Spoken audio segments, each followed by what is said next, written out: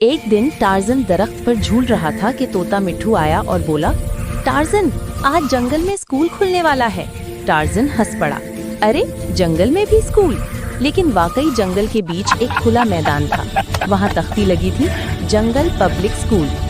उस्ताद थे कछुआ मास्टर। वो आहिस्ता बोलते थे मगर बहुत समझदार थे।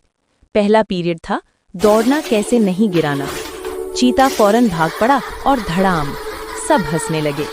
दूसरा पीरियड था शोर न करना, लेकिन बंदर ची ची चुप ही ना हुआ। कछुआ मास्टर मुस्कुराए।